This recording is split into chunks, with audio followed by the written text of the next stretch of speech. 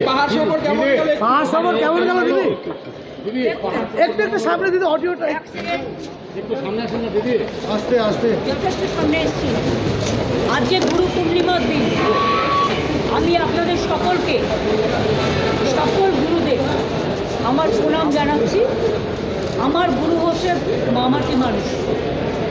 আমি প্রণাম, শ্রদ্ধা, সালাম, জোহার সব জানাচ্ছি। এবং আজকে বিশেষ করে বিরসা মুন্ডার 150তম জন্মদিবস। আমরা আজকে বিরসা মুন্ডা দিবস পালন করছি। এছাড়া আজকে গুরু নানকের জন্মদিন।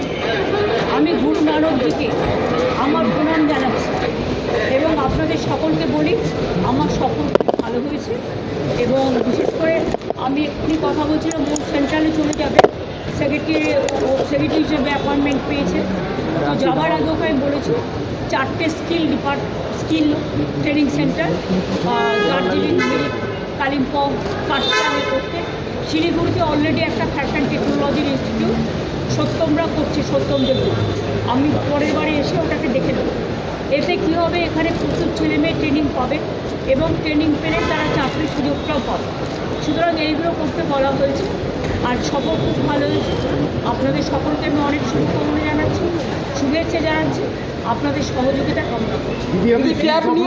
ট্যাব নিয়ে সিট গঠন করেছেন। ট্যাব নিয়ে সিট গঠন করেছে, এটা অ্যাডমিনিস্ট্রেশনের কাজ, অ্যাডমিনিস্ট্রেশনকে করতে দিন।